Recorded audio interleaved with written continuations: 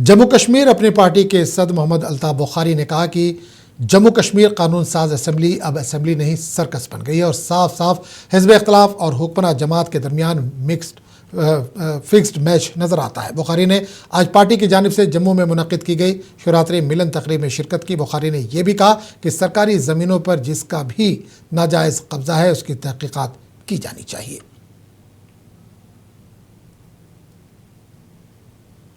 वो तो सर्कस एक चल रहा है, असेंबली अब कहाँ चल रही है। वहाँ तो एक सर्कस चल रहा है, फिक्स मैच चल रहा है अपोजिशन और रूलिंग पार्टी के दरमियान। लोगों का मजाक बना रहे हैं। सबका है कि सरकार को सभी जितनी सरकारी ज़मीनें हैं, कस्टोडियन ज़मीनें हैं, वक़फ़ की ज़मीनें हैं, बाकी दूसरी जो भी स्टेट लैंड जिनको कहते हैं, पूरी एक लिस्ट जारी करनी चाहिए। उससे पता लगेगा कौन कहाँ पर, और जो जिसका भी इलीगल कब्जा है उसको हटाना चाहिए वहाँ से। ऐसा तो है नहीं। जम्मू कश्मीर पुलिस ने एक बैनुल-अक़वामी multi crore online investment scam पर काम करने में कामयाबी हासिल की, जिसमें जाली तिजारती प्लेटफॉर्म इस्तेमाल किए गए थे। मुलज़िमान की गिरफ्तारी, घरों की तलाशी, बैंकों और दीगर महकमों के रिकॉर्ड के जरिए शवाहिद इकट्ठे करने के हवाले से पुलिस की सख्त कोशिशों से ये बात सामने आई कि सोशल मीडिया पर ऑनलाइन इन्वेस्टमेंट के लालच के जरिए लोगों को धोखा दिया जा रहा है। इसके जरिए जब मुतासरीन ट्रेडिंग के जाली प्लेटफॉर्म में सरमायाकारी करना शुरू कर देते हैं तो इनकी रकम मुकामी लोगों के अकाउंट्स में जमा कर ली जाती हैं। एसएसपी गांदरबल ने एक प्रेस कॉन्फ्रेंस के जरिए इस पूरे मामले की तफसीलात से आगाह किया।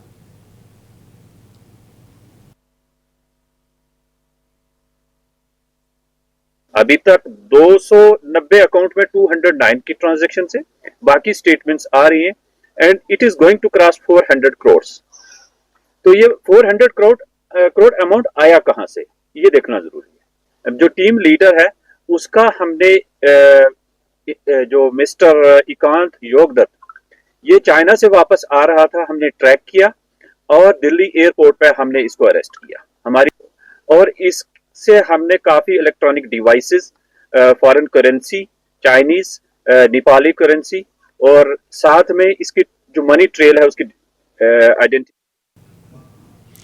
लुलाब फेस्टिवल में हज़ारों अफराद ने शिरकत की। इस फेस्टिवल ने खूबसूरत वादी को मौसम सरमा, सकाफत और बाहमी भाईचारे की शानदार तकरीब में बदल दिया। ये रंगारंग मेला कुपवाड़ा एडमिनिस्ट्रेशन के ज़ेरे इंतज़ाम मुनक़िद हुआ, जिसमें सिविल इंतज़ामिया के अफसरान व अहदेदारों के अलावा फ़नकारों और अवाम ने भी शिरकत की। तकरीब में deputy commissioner Kupwara Syed Tahir, SSP Kupwara Irfan Sultan और डीडीसी चेयरमैन ने भी शिरकत की। तो हमने कोशिश की कि गवर्नमेंट स्कीम्स को का एक अवेयरनेस किया जाए और ज़्यादा से ज़्यादा लोग अगर कोई स्कीम से महरूम है तो उनको वहाँ पे रजिस्टर किया जाए। और नशा मुक्त भारत का और नशा मुक्त कुपवाड़ा का भी एक संदेश देने की कोशिश हमने यहाँ पे एक स्किट के जरिए और एक प्लेस के थ्रू जो हमारी यूथ को दी। और एक लास्ट में बोलना चाहूँगा कि यूथ एंगेजमेंट के लिए मैं मानता हूँ ये बहुत बढ़िया प्लेटफॉर्म था। जो भी बेरोजगार नौजवान है जो यहाँ से बाहर काम करने के लिए जाते हैं, उनके लिए बहुत ही इनिशिएटिव है कि वो यहाँ पे काम बहुत अच्छा उनका काम जाएगा यहाँ पे। फिर जितना टूरिज्म डिस्ट्रिक्ट कुपवाड़ा में बढ़ जाएगा उतना बेरोजगारी भी बहुत कम हो जाएगी। लोग जो बच्चे मतलब ड्रग्स में मुलव्वस हो रहे हैं वो ड्रग्स छोड़। राजौरी ज़िले के कालाकोट इलाके में वाक़ टाटा पानी को कभी कुदरत का एक शानदार तोहफ़ा समझा जाता था और ये ख्याल किया जाता था कि इसमें बहुत से बीमारियों के लिए शफा बख्श खुसूसियात हैं।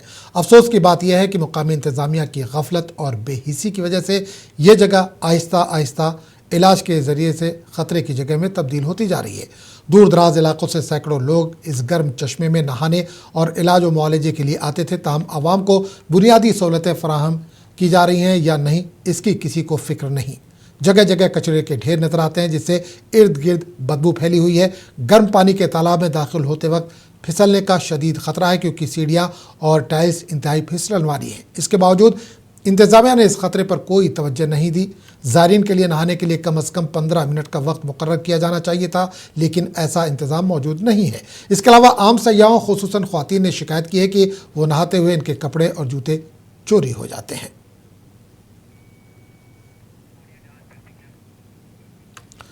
अवामी तहफ़्फ़ुज़ को बढ़ाने और इमरजेंसी रिस्पांस मैकेनिज्म को मजबूत बनाने के समत एक अहम कदम में एसएसपी डोडा ने आज डिस्ट्रिक्ट पुलिस लाइंस डोडा से 6 emergency response support system dial 112 गाड़ियों को झंडी दिखाकर रवाना किया। इस पहल के तहत जिला डोडा के हर पुलिस स्टेशन को एक मखसूस इमरजेंसी रिस्पांस गाड़ी फराहम की गई, जो हादसात, तनाज़ात, जराइम और डायल 112 के जरिए मौसूल होने वाले तमाम तकलीफदेह कालों के लिए तेज़, मौसर और वक्ती जवाब को यकीनी बनाती है। इन गाड़ियों की तैनाती का मकसद रिस्पांस टाइम को कम करना, ऑन ग्राउंड पुलिसिंग की कारकर्दगी को बेहतर बनाना और हंगामी हालात में शहरियों की फौरी मदद को यकीनी बनाना है।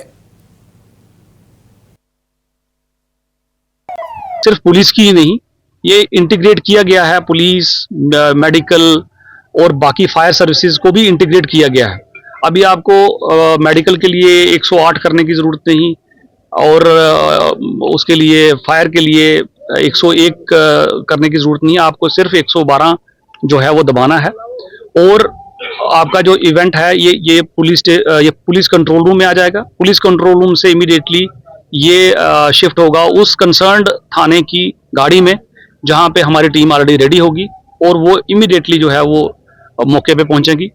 मैं मोबाइल्स जो जिनके पास मोबाइल्स हैं उनको मैं ये बताता चलूं कि वो ऑन ऑफ स्विच जो है अगर 3 बार उसको दबाएंगे तो 112 जो है नंबर, इमरजेंसी नंबर, उस पर डिस्प्ले हो जाएगा। और श्रीनगर शहर में आज मुख्तलिफ महकमों के यौमिया उजरत पर काम करने वाले मुलाजमीन ने मुस्तकली के मुतालबे पर पुरजोर एहतजाज किया। मुजाहिरीन जूही नेशनल कॉन्फ्रेंस के हेडक्वार्टर नवाज सुबह की जानिब बढ़े, पुलिस ने रेडियो कश्मीर के करीब इन्हें रोक लिया। मुजाहिरीन ने हुकूमत से फौरी तौर पर मुस्तकली पॉलिसी वज़ करने और बरसों से लटके मुतालबात पूरे करने का मुतालबा किया। मुलाजमीन ने इंतबाह दिया कि अगर उनकी जायज़ मांगें पूरी नहीं की गई तो एहतजाज में शिद्दत पैदा की जाएगी। अगर सरकार की नीयत साफ है तो सरकार वाजिया करे पॉलिसी को, पॉलिसी क्या है, लेकिन पॉलिसी तो वाजिया नहीं हो रही है। एक तो ये, दूसरा हम चाहते हैं कि इसकी वजाहत चाहते हैं, सरकार ने जो पॉलिसी बनाई है क्या उसमें वो सारे बेनिफिट्स दिए गए हैं जो यहाँ के कंफर्म्ड एम्प्लॉयज ले रहे हैं? क्या उसमें वो सारे बेनिफिट्स है जो यहाँ के यूटी बनने के बाद यहाँ के regular employees, 4th class employees दे रहे हैं? एक ये, दूसरा ये कि अगर फेज 1 रेगुलराइज हो जाता है, फेज 2 के तहत जो लोग पीछे रहे। जम्मू कश्मीर के डोडा जिले के कासीगढ़ गांव में एक चौंका देने वाला वाकया उस वक्त पेश आया जब एक खातून ने अपने शौहर के चेहरे पर गर्म तेल डाल दिया। बताया जा रहा है कि शौहर और बीवी के दरमियान घरेलू झगड़े की वजह से बीवी ने तैश में आकर सोते हुए शौहर के चेहरे पर तेल फेंक दिया, जिससे वो जख्मी हो गया। बताया जा रहा है कि राजेंद्र सिंह ने 2 शादियां की और अक्सर दूसरी शादी पर पहली बीवी से झगड़ा रहता था। गुज़िश्ता रात झगड़ा इस हद तक बढ़ गया कि पहली बीवी ने तैश में आकर शौहर के चेहरे पर गर्म तेल फेंक दिया। वाक़े के बाद मुकामी लोगों ने राजेंद्र सिंह को जीएसएमसी डोडा रेफर कर दिया, जहां इसका इलाज चल रहा है और अब वो खतरे से बाहर है। हमें जो है वो एक इंफॉर्मेशन थ्रू पुलिस जो हमारी हॉस्पिटल में चौकी है उसके थ्रू हमें इंफॉर्मेशन आई है, बट हमें एज सच जो है कोई कंप्लेंट उस व्यक्ति की तरफ से अभी नहीं आई है। We are inquiring into the matter और अगर इस पे हमें लगा कि ये एक्सीडेंटल नहीं है तो वी विल समाजी बहबूद महकमा बडगाम ने अटल वायु अभ्युदय योजना के तहत बुजुर्ग शहरियों के लिए योगा और मुनाकबा प्रोग्राम का इनेकाद किया। इस प्रोग्राम में बुजुर्ग शहरियों ने भरपूर जोश खरोश के साथ शिरकत की और तरबियत याफ्ता इंस्ट्रक्टर्स की निगरानी में योगा आसन, सांस की मशक़ें और मुराक़बे की सरगर्मियों में हिस्सा लिया। इस इक़दाम का मकसद बुजुर्ग शहरियों में जिस्मानी सेहत, ज़हनी सुकून और सेहतमंद तर्ज़ ज़िंदगी को फ़रोग़ देना था। इनको रिक्रिएशनल एक्टिविटीज़ करवाई, स्पोर्ट्स एक्टिविटीज़ करवाई और इंटरजेनरेशनल बॉन्डिंग जो हमारी कुछ यहाँ पे है ऑर्फेनेजेस है वहाँ पे हम इनको ले गए, वहाँ पे इनको इंटरेक्ट कराया, छोटे बच्चों के साथ इंटरेक्ट करवाया और ताकि ये इनको लगे कि हम इंक्लूसिव सोसाइटी में रह रहे हैं, हमारे लिए भी कोई है। और आज जो हमने ये यहाँ पे योगा और मेडिटेशन सेंटर ये प्रोग्राम हमने यहाँ पे किया ताकि ये जो बुजुर्ग है, किसी को मेंटल स्ट्रेस है, किसी को बीमारी है कोई, वो थोड़ा सा योग